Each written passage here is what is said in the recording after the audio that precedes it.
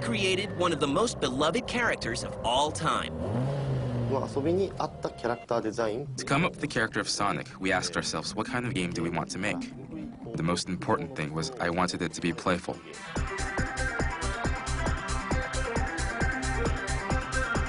Blast processing. It was allegedly something that somehow made Sonic the Hedgehog go faster.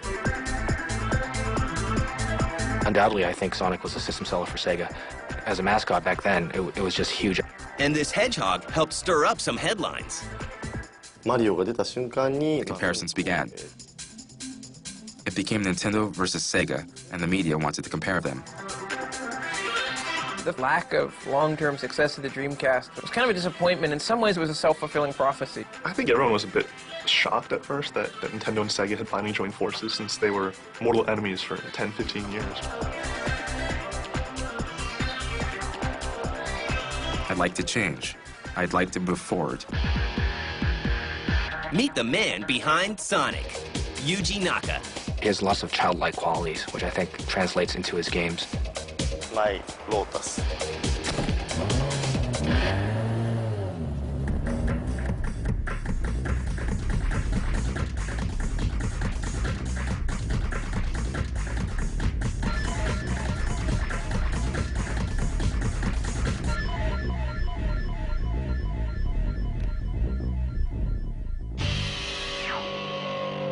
The Yuji Naka story begins on the other side of the world.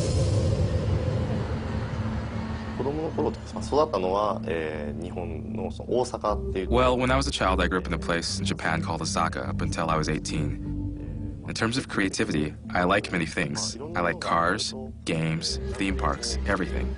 It's from all these things that I've been influenced. Well, I don't think I was too smart. I wasn't able to go to college.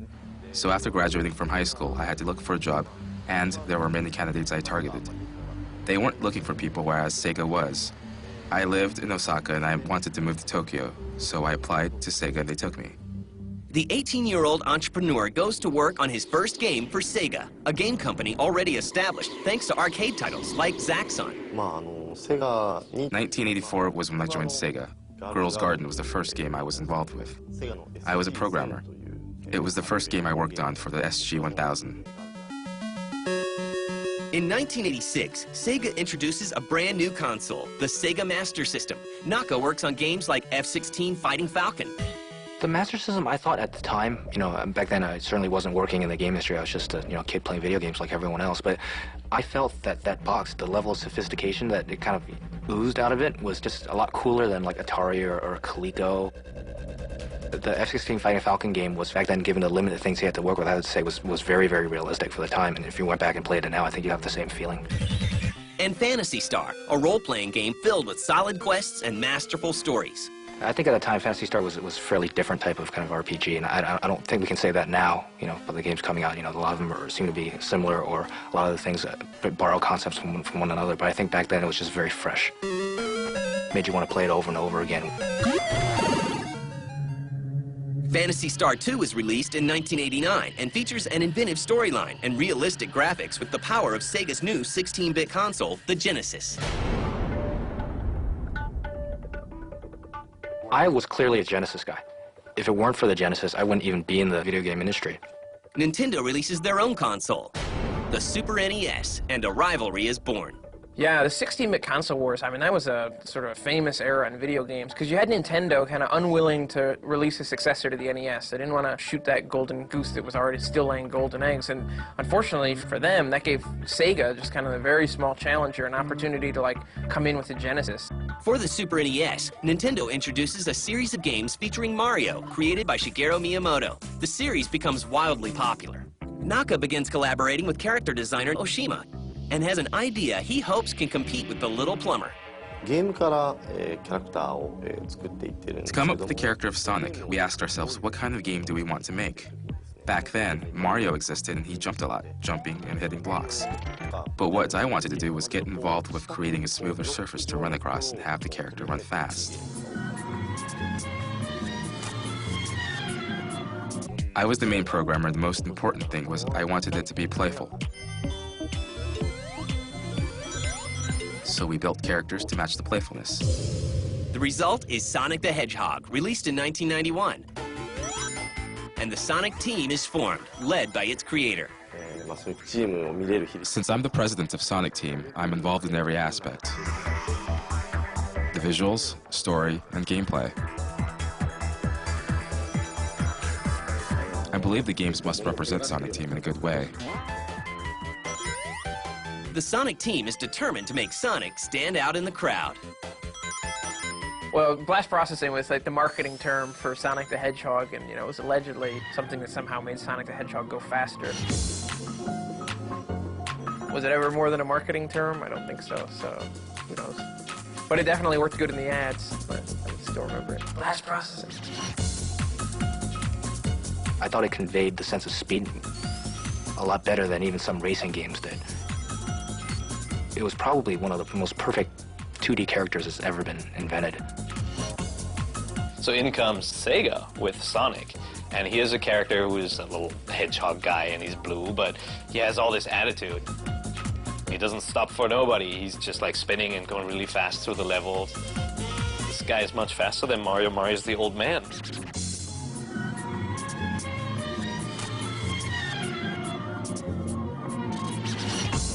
Undoubtedly, I think Sonic was a system seller for Sega. As a mascot back then, it was just huge. And it's just the beginning.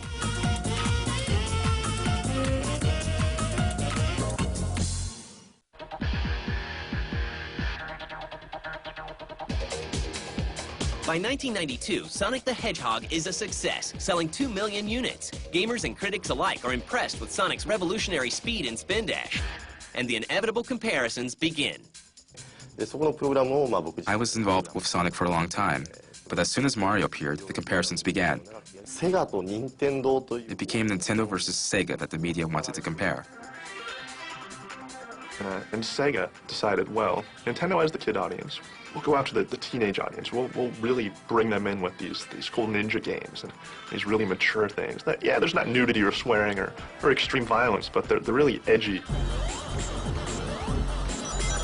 When you look at all the other stuff that was coming out during the 16-bit era. Sega at that time introduced some really innovative marketing, kind of like the shock tactics marketing that just had never been done in games before.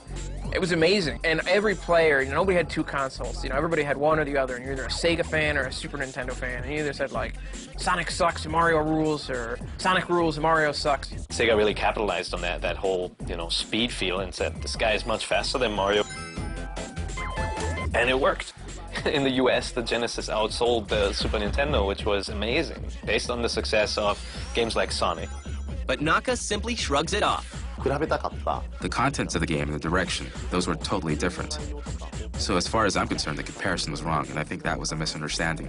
多分しないんじゃないかなと。 I don't want there to be anything bad between us, so while we are on good terms, and I can work on not keeping a distance, that would be great. We are good friends. Naka quickly goes to work on a sequel and heads west to collaborate with American development teams. 91年から94年までサンフランシスコに住んでいた。 From 1991 to 1994, I lived in San Francisco. All the experiences there had a great impact on me in business and how I think. It was very good for me. Some of my coworkers are still there creating, and I think that's good for them. Naka works with art director Tim Skelly. I managed the American artists who were and trying to keep this, the styles coordinated. Most of the artwork was done by one little guy who lived in his cubicle. Literally, he would have to crawl into it in the mornings. But when it came down to the special stage, the first Sonic had a special stage, and they wanted to do one for this one. Naka came up with this really interesting code for being able to take a sprite engine and do bitmap graphics with it. So I came up with this ramp, that would go around this half shell, the half circle, and so I did all the artwork for the moving background and for the, the curving ramps and and all that. In 1992, Sonic the Hedgehog 2 is released, and Sonic gets a sidekick. Once again, Sonic scores with audiences and becomes synonymous with game giant Sega. Sonic appears on other systems for Sega, like the Sega CD. With Sonic, I think there's also the attitude. I think that helps a lot. And being the first, you know, it's easy to copy, but, you know, like Elvis is Elvis, you know, you got to go with that. And I think that has a lot to do with, you know, the success of Sonic. And they've been pretty careful about, you know, protecting, you know, the character. By 1994, Naka returns to Japan to work on more games, like Phantasy Star 4, End of the Millennium. And Sonic the Hedgehog 3 is released with a new character, Knuckles. Meanwhile, the Sega CD isn't faring so well. But I think you have to just make things easy for the consumer, and it just wasn't a very easy piece. It wasn't. I don't think. I think if Sega had to do it all over again, of course they would do it a different way. But it was just not. I don't think holistically thought out, and I think it's been. You know, the business reasons have been gone through ad you know, just ad nauseum. But you know, the bottom line is it wasn't easy for the consumer. And hopes are high in 1995 when Sega introduces the Saturn, its 32-bit console, to compete with the Nintendo 64 and Mario. Well, Nintendo had, you know, Mario, this short, stubby plumber that, you know, walked around at a brisk pace and jumped on Goombas and, you know, flung turtle shells. And Sega had the differing opinion. Like in Sonic's just zooming through levels. And as Sonic progressed, that's what he got more into, was just going through at lightning fast speeds. All these amazing looking levels that you didn't ever get to admire, you didn't ever get to take in the beauty of them. You know, like, yeah, the speed was impressive. Even more impressive are other games Naka and Sonic Team create, like Knights in 1996. Yeah, I know the Knights is a cult favorite amongst a lot of gamers and developers alike. Sega launches a reported $10 million campaign behind its 3D answer to Mario 64. Although Knights gets great reviews, the buzz doesn't translate into sales. I think it's one of the most sought after, most requested games for a sequel.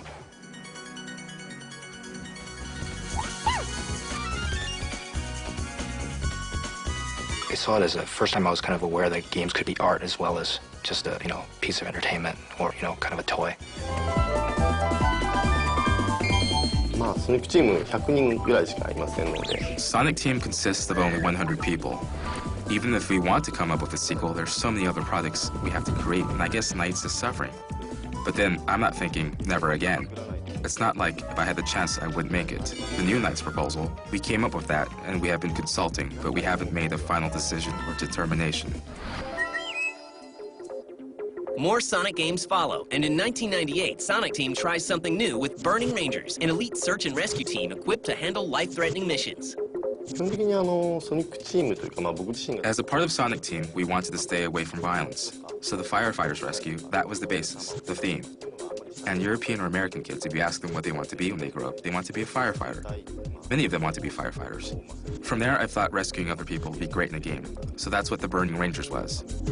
Despite best efforts by Naka and his team, the Saturn succumbs to the Sony PlayStation. I know that a lot of retailers weren't happy with the direction that Sega took with the Saturn, and that's all kind of well documented and things like that. I just think, well, it's unfashionable to say luck. I don't think it's a lot of luck involved, but I think market timing was really right for Sony at the time, and they put out a superior offering. Clearly, more people just bought their system.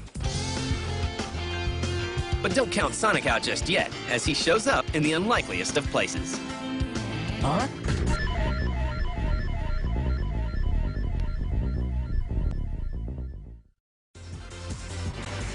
Tails, I'm just glad you're okay. Thanks, but you gotta check out my newest power supply. Ta-da! By September 1999, Sega reinvigorates its dwindling console business with the introduction of the Dreamcast, and expectations are high. I think they had a chance. I mean, I used to say, even before I was at the Dreamcast magazine, if you just look at the launch titles that are coming out for Dreamcast, it's worth it to buy it just to get the, the best 10 launch titles. Like Sonic Adventure, and for the first time, Sonic is in full 3D. I think Sonic was the perfect character for the 2D world and the way the game was designed. I think Mario probably had a little bit more longevity in the 3D world. We really, I mean, we were in love with Mario before, but when Mario 64 came out, we really fell in love with Mario. The 3D brought a whole other aspect to him that made his character so much more complex than it was as a 2D character. I think the same can be said about Sonic and when he moved from 2D to 3D. The Dreamcast was an awesome system. They had awesome games coming out for years. And Naka certainly delivers. In 2000, he delights his fans with Choo Choo Rocket Samba de Amigo! and the maraca-shaking Samba de Amigo.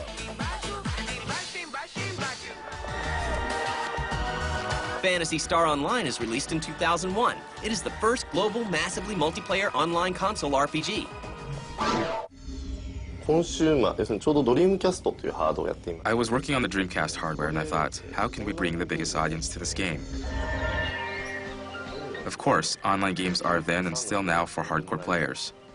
But the enjoyment of online games needs to be easier for people to access. So we kind of lowered the bar so everyone can enjoy it. Phantasy Star Online. That was actually my first foray into the whole massive multiplayer universe. Like, yeah, it's not as big as EverQuest. It was just 4 players, but it was addicting. It was crack.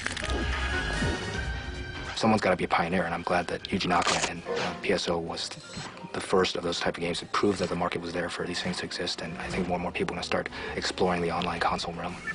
But sadly, it's not enough to revive Sega's failing console business. Although Sonic Adventure 2 is released in 2001, it fails to bring the Dreamcast up to speed with the competition. The Dreamcast was actually kind of a bit ahead of its time. It was a great machine. I mean, graphically, architecture was really nice to program for, had a modem in it. But I think the specter of the PlayStation 2 just kind of suppressed the Dreamcast enough that it never really got its legs going underneath it. But on its own merits, if it operated, if it were a vacuum, if the market were a vacuum, Dreamcast would have been a great product. Sort of lack of long-term success of the Dreamcast was kind of a disappointment. In some ways, it was a self-fulfilling prophecy. You know, publishers sort of thought, well, the Dreamcast isn't going to be here in 2 years, so I better just move on. And, you know, and because the publishers moved on, the Dreamcast wasn't there. When the Dreamcast went away, I think Sega admittedly thought they felt behind because they never had any experience working on other systems. But there are formidable talent there and a lot of creative people who I think will only bring the company to newer and bigger heights as a software maker. And that's exactly what they do. Naka and Sonic Team bring his memorable characters to the new hardware systems. Hey, you will not believe this new GameCube. It's so wild. その僕は20年間ゲームを開発してきてるんですけど。 Over the last 20 years, I've been involved in developing games. During that time, Nintendo has been our rival. And I thought one of these days, will the games I create be played on Nintendo? セガがドリームキャストをやめ And then after Sega moved away from hardware, I thought about this all along just after Dreamcast went away. And soon after, Nintendo GameCube was introduced. I began to create for that. So we focused on the GameCube. Like Sonic Adventure 2 Battle for the GameCube. That same year, Phantasy Star Online 1 and 2 are released for both the GameCube and Xbox.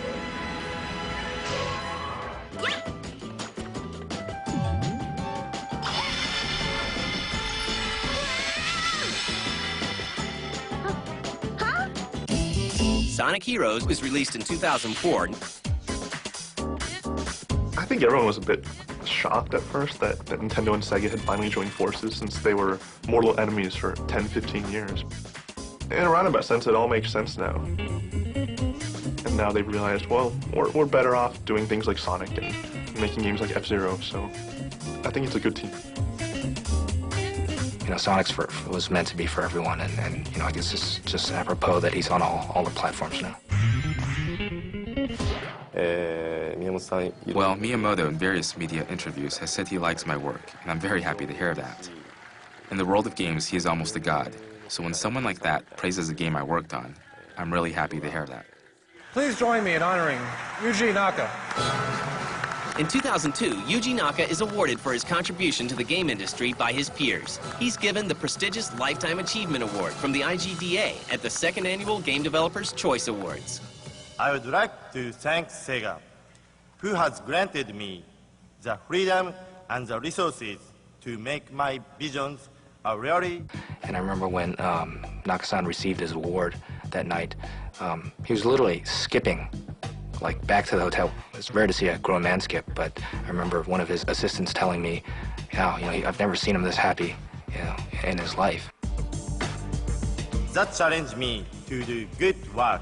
And there's also always been an emphasis on innovation. I mean, people don't think of it now, but at the time, games like Sonic the Hedgehog and Sonic 2 were incredibly innovative. Blast processing. Samba de Amigo and Phantasy Star Online and Choo Choo, above all Sonic, I think they've made an indelible impression and really contributed culturally to what video games are as an art form. I'd like to thank the gamers, because after all, that is what this industry is really about. I think developers recognize how innovative and how forward-thinking Yuji Naka and his team are and how much they've contributed to our industry. He has lots of childlike qualities, which I think translates into his games. Like any great creator, he's always looking about the next place he can bring his art and raise his game. Really brought our industry where it is today, and hopefully bring it into the future too. I'm now the senior director of the creative department of Sega. I oversee development in many areas. I'd like to change. I'd like to move forward.